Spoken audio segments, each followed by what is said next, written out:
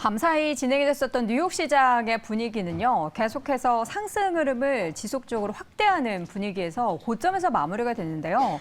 국내 증시는 좀 아쉬운 움직임이 나타나고 있습니다. 장중에 윗꼬리 그리고 음봉 전환하면서 지수의 상승 탄력이 다소 둔화가 되는 모습입니다. 과연 이 가운데 이 미국의 움직임 그리고 CPI 발표 내용과 향후 우리가 지켜봐야 될 부분은 뭐가 있을까요? 오늘 이 시간 헤르메스 스탁의 하창원 본부장 모시고 이야기 나눠보겠습니다. 본부장님 어서 오세요. 네, 안녕하십니까. 네, 반갑습니다. 지겹게 우리 시청자분들도 들으셨겠지만 마지막으로 정리를 해보도록 하겠습니다. 미국의 CPI의 시장 예상치 하회, 그렇죠. 이 의미를 어떻게 좀 파악해 볼 수 있을까요? 사실 뭐 이미 시장에서 반응이 나왔죠. 그쵸. 네, 긍정적일 수밖에 없는 게 이 예상치에서 나왔던 게 7.9까지 나왔거든요. 근데 저번에 CPI 발표가 8.2%였습니다. 그리고 이제 고점론이 나왔던 게 이제 8, 9월 달이었고요. 그때 이제 8% 중반부터 해서 조금씩 내려오고 있었는데 이 CPI가 계속적으로 떨어지지 않고 있는 상황에서 기대 인플레도 올라가고 있었거든요. 그러다 보니까 이게 자이언트 스텝을 이렇게나 많이 하고 있는데 이 인플레 쪽에서 떨어지지 않는다라는 거는 추가적으로 이런 금리 인상의 기조가 유지가 될 수도 있다. 그리고 또 파월 의장이 이 상단 자체를 좀 높인다라는 발언도 했었다 보니까 그러면은 점도표에서 나왔었던 5%가 끝이 아닌가라는 물음표가 좀 생겼던 부분이거든요. 그러다 보니까 12월 FOMC에서도 뭐 자이언트 스텝이 나올 수도 있다라는 얘기들도 있었고 뭐 기본적으로 빅 스텝은 깔려 있다라는 이런 중론들이 많이 있었던 부분이죠. 그러다 보니까 그러면 여러 가지 부분에서 문제가 생길 수밖에 없습니다. 우리나라와의 이런 금리 차가 벌써 1%대인데 거의 더 확대가 될 수가 있는 상황이고 그렇다고 우리나라에서 계속적으로 빅스텝을 발전이 가계부채가 굉장히 좀 부담스럽죠. 그러다 보니까 좀 많이 어려움이 있지 않을까라고 생각을 했는데 네. 이번에 발표가 7.7이 나왔습니다. 그러다 보니까 시장에서 예상한 것보다도 더 빨리 CPI가 더 밑으로 나와 준 거고 그것은 이제 그 피크아웃 이후에 인플레가 조금씩 잡히고 있는 것이 아니냐. 그러면 이제 연준에서도 스텝다운을 할 가능성이 이제는 조금 할 명분이 좀 생기지 않나라는 부분으로 이어지다 보니까 거기에 따른 이제 증시에 좀 긍정적인 반응이 있었다라고 보시면 좋을 것 같습니다. 네, 오늘 하창원 본부장님과 함께 시장에서 궁금해하는 7가지 궁금증을 하나씩 풀어볼 텐데요. 첫 번째가 바로 이 CPI가 지닌 그 의미를 확인해봤고요. 두 번째 궁금증은 나스닥이 7%나 올랐잖아요. 네. 그래서 지금 일단 11시 구간까지 들어오면서 봤을 때는 그 정도 상승까지는 지금 못 따라가고 있는 것 같다라고 하는데 또 그렇죠. 후반장 들어서면 어떻게 될지 모른다라는 기대가 어떻게 조금 가져봐도 될까요? 사실은 좀 오늘이 금요일만 아니었으면 네. 보다 더 좀 강력한 좋았을 수도 네, 있다. 더 좋았을 가능성이 있는데 이게 최근에 이제 증시에서 이 훈풍이 조금 오고 있죠. 2100선부터 지금 벌써 2400 중반까지 올라왔기 때문에 조금 이제 조정이 나올 수 있는 가능성에 대해서는 다들 좀 조심을 하고 있는 상황이잖아요. 근데 그런 상황에서 뭐 주말 사이에 갑자기 뭐 지정학적 리스크가 또 추가로 확대가 될 수도 있고요. 여러 가지 좀 변수가 생길 수 있다 보니까 이 지금 즐거운 나스닥 상승에 따른 우리나라의 이런 그 동행은 너무나도 좀 즐겁지만 약간 좀 급등이 많이 나오는 종목군들이 오늘 생각보다 있거든요. 그쵸. 그러다 보니까 거기에서 약간의 좀 현금화 하시는 분들 이제 금요일이다 보니까 자연스럽게 다음 주를 좀 준비를 할 수밖에 없거든요. 그러다 보니까 거기에 따른 약간의 좀 신중한 움직임이 있어서 꼬리 부분을 좀 달고 있는 것이 아닌가라고 보고는 있습니다. 네. 다만 뭐 환율적인 부분에서도 오늘도 원달러 환율 굉장히 많이 떨어지고 있거든요.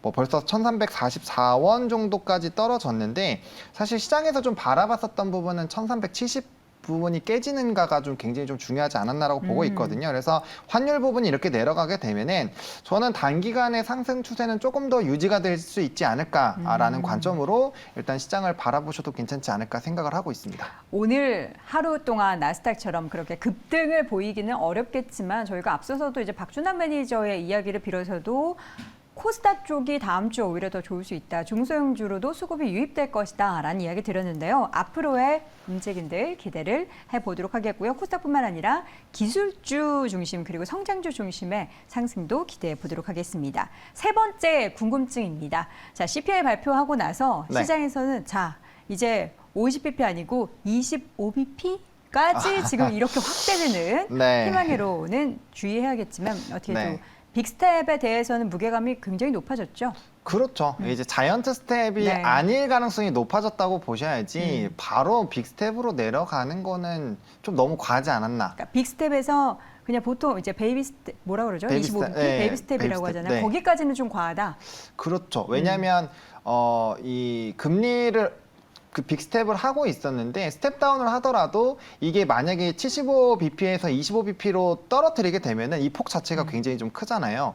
그렇게 되게 됐을 때 시장에서 너무 과한 기대를 할 수가 있습니다. 왜냐하면 지금 7.7%가 낮은 수치는 아니에요. 낮은 수치는 아닙니다. 다만 우리가 예상했었던 것보다 이 인플레의 폭이 점점 줄어들고 있는 거고 이러한 기조가 유지가 되면 결국에는 연준에서 얘기하는 그 목표치는 너무 멀었지만 어쨌든 그러한 기조로 갈 수 있지 않을까라는 기대감이거든요. 그러면 지금 금리를 과격하게 4차례나 올린 부분이 있다 보니까 그럼 추가적인 금리만 올리지 않게 되면 시장에서 짓누르던 그런 이슈들이 해소가 되는 거고 거기에 따른 시장의 반등으로 보셔야 된다라고 좀 말씀을 드리고 싶고요. 네. 그리고 또 이제 12월 달에도 CPI가 남아 있잖아요. 그러니까 한 번 꺾인 게 아니라 추가적으로 꺾이는 것까지는 조금 더 확인을 해보실 필요는 있다라는 관점에서 네. 지금 현 시점에서 베이비 스텝까지 노려보시는 거는 좀 너무 과하지 않았나. 그리고 사실 희망이 너무 과하면 실망도 하죠. 실망이 큽니다. 그리고 지금 조금 우리가 이 원달러 환율이 과격하게 떨어지는 거 너무 좋아요. 지금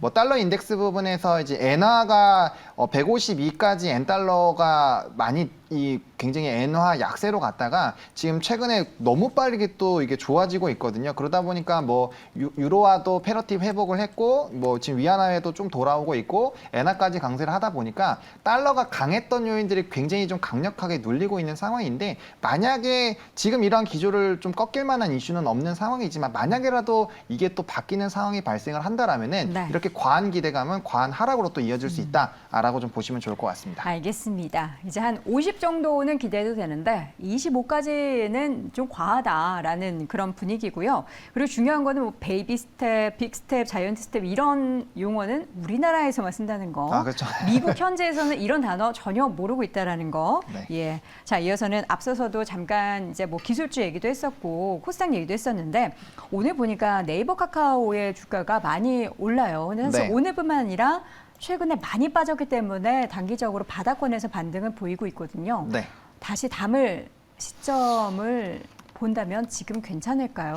사실 이제 제가 카카오 쪽 그룹 쪽에서는 좀 안 좋은 좀 쓴소리를 많이 했었거든요. 그렇죠. 네, 같이 좀 많이 했었잖아요. 그때 네, 급 그렇죠. 분노. 네. 근데 그때 이제 예상보다 실적이 근데 뭐 그런 실적 발표나 이런 좀 너무 긍정적인 이슈로 확 바뀌는 요인들이 나오기 전이어서 네. 좀 보수적으로 말씀을 드렸는데 일단은 금리 인상 기조에 좀 영향을 많이 받았습니다. 원래 성장주 같은 경우는 금리 인상에 영향을 많이 받는 섹터다 보니까 금리 인상 기조가 끝나게 되면 뭐 사실 네이버, 카카오를 제외한 뭐 게임주라든지 오늘 뭐 정통 게임주도 굉장히 좀 강하죠. 그러니까 그런 쪽에 대한 전반적인 좀 훈풍은 이뤄낼 수가 있거든요. 왜냐하면 고점 대비 너무 많이 눌렸어요. 뭐 60%, 70% 떨어진 것들이 워낙 많은 상황이고 저점에서 최근에 이제 상승이 좀 강력하게 나오는 종목군들 보시면 외국인과 기관의 이제 동매수가 들어오면서 그냥 주가를 잡아서 그냥 끌어올려 버리거든요. 그래서 그러한 종목군들의 흐름에 같이 편승을 하시는 것은 나쁘지는 않다라고 말씀을 좀 드리고 싶고 네. 뭐 물론 아직까지 갈 길은 엄청 멀었습니다. 뭐 곧 70%가 떨어진 거 다시 회복하려면 뭐 몇백 프로가 올라야 되기 때문에 사실 조금 아직까지는 뭐 그런 부분이 있지만 뭐 지금 너무 급등이 나오는 것들은 추격하기가 좀 어렵겠지만 아직까지 오르지 않은 쪽은 충분히 좀 노려보셔도 괜찮지 않을까라고 생각하고 있습니다. 네. 애매해요. 지금 이제 투자자분들은 보니까 많이 네. 팔고 계신 것 같다라는 생각도 좀 들거든요. 이런 네. 종목분들뿐만 아니라 단기적으로 이제 바닥권에서 샀던 종목들에 대한 차익 실현을 하고 있는 분위기가 네. 수급적으로도 너무나 보입니다. 그렇죠. 그래서 네. 이 시장을 단기적인 랠리로만 보는 개인 투자자분들의 시각도 있는 것 같고 그래도 기대하는 시각도 여전히 있기는 합니다. 네. 본부장님은 어떻게 보십니까? 저는 조금 더 기대를 하고 있습니다. 왜냐하면 그 우리나라 시장을 짓눌렀던 이유는 딱 하나죠. 킹달러.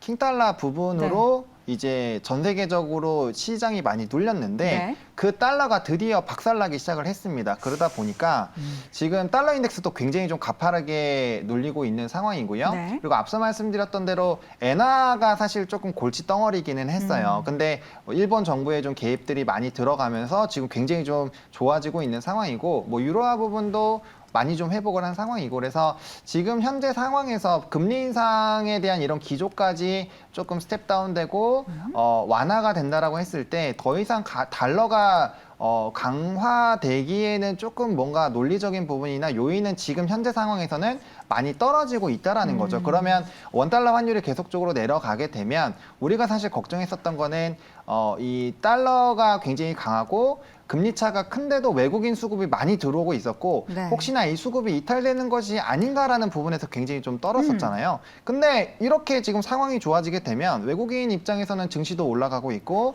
그런 부담감도 줄어드는 상황에서 이탈보다는 더 추가적인 유입이 들어올 수 있다라는 거죠. 게다가 대만 증시라든지 지금 중국 쪽에서 시진핑 연임 이후에 사실 자금 이탈이 굉장히 강하게 되고 있고 네. 그 자금의 뭐 정확한 출처는 알 수는 없지만 저는 그게 우리나라 증시 유입에도 좀 긍정적으로 작용을 하고 있다라고 보고 있거든요. 그래서 이런 상황에서 본다라면은 물론 너무 과하게 올랐기 때문에 단기적인 조정은 나올 수 있겠지만 뭐 연말까지도 조금 기대를 해볼 수 있지 않을까. 다만 변수는 이제 그 다음 CPI가 7.7보다는 낮아야 된다라는 그런 조건이 좀 붙지만 그렇게 된다라고 해준다면은 저는 뭐 이러한 랠리는 조금 더 우리가 뭐 2,600선 정도까지도 한번 노려볼 수 있는 상황이지는 않나라고 생각을 하고 있습니다. 조금 과하게 생각해보자면. 아니 잠깐 태클 걸어도 될까요? 사실 네. 외국인들이 환율 1,400원 이상 넘으니까 우리나라 원화 약세 움직임에 네. 싸다라는 인식으로 샀단 말이에요. 그쵸. 근데 1,400 한 3, 40원대 샀는데 지금 1,300원대 후반까지 떨어졌으면은 뭔가 여기에서만 손해를 좀 꽤 봤잖아요. 아니죠. 손해가 이제 덜해지는 거죠.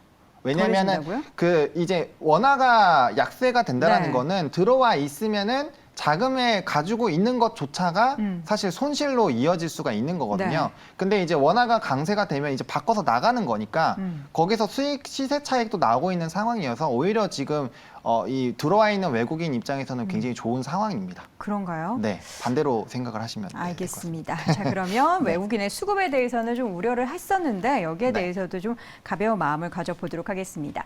자, 우리나라 이제 금통이 11월 말경에 예정돼 있는데 지금 뭐 그 전에 75bp 올렸을 때는 우리도 50bp 또 올려야 된다라는 그렇죠. 이야기 있었는데 네. 이번에 좀 약간 물가지수 꺾이면서 조금 스탠스가 약화될 수도 있을 것 같다는 생각도 들어요. 네, 지금 상황이면은 굳이 빅스텝 안 할 것 같습니다. 25bp 정도. 네, 베이비 스텝 정도이지 않을까라고 보고 있고 네. 사실 앞서서도 말씀드렸지만 지금 뭐 주택 담보 대출이라든지 이런 거 보시면 굉장히 많이 높아졌어요. 그래서 이제 가계 부채가 굉장히 좀 힘든 상황이고 사실 이제 미국과의 금리 차에 대한 부분들에 대한 뭐 외환위기 뭐 이전처럼 뭐 이전보다도 사실 이전에 이제 1% 포인트 정도 차이 날 때는 그렇게까지 외환 시장이 흔들리지는 않았습니다만 혹시나 그런 부분에 대해서도 좀 고민을 해봤어야 되는 상황이까지 왔었잖아요. 근데 지금 원달러 환율이 굉장히 좀 떨어지고 있어서 워낙 강세 흐름이 나타나고 있고 지금 인플레도 꺾이고 있는 상황이 조금 보이고 있다 보니까 지금 상황에서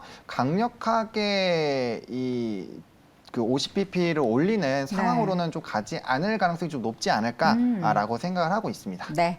자, 이어서 마지막으로 자, 그렇다면 지금 시점에서 우리가 담아야 할 섹터, 종목군 뭘로 보십니까? 일단은 뭐 반도체 소부장, 그리고 자동차, 그리고 성장주 중에서도 게임주고 게임주 중에서도 정통 게임주들은 조금 한번 노려보셔도 괜찮지 않을까.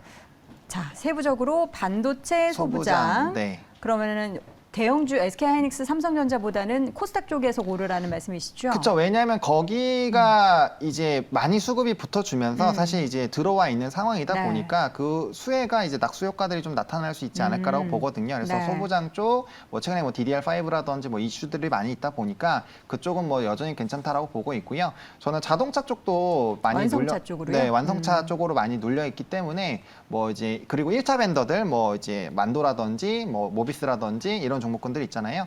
그런 쪽들도 괜찮다라고 보고 있고요. 그다음에 성장주로 좀 과하게 눌렸는데 실적적인 모멘텀이 있거나 아니면 지금 뭐 게임주 같은 경우도 뭐 지스타 있고 네. 그다음에 이제 단기적으로는 성수기잖아요. 이런 부분에서 낙폭 과대된 부분에서 시세가 덜 분출된 거는 아마 순환매 돌면서 좀 급등이 나올 가능성이 있어서 네. 그런 쪽은 조금 더 좀 편승을 해보셔도 괜찮지 않을까라는 네. 관점으로 말씀을 드려보도록 하겠습니다. 알겠습니다. 자, 오늘 집중 분석 여러분들이 시장에서 궁금해하시는 7가지에 대해서 쏙쏙 드립 확인해 봤습니다. 오늘 이 시간 헤르메스 스탁의 하창원 본부장 함께했습니다. 고맙습니다. 네, 감사합니다.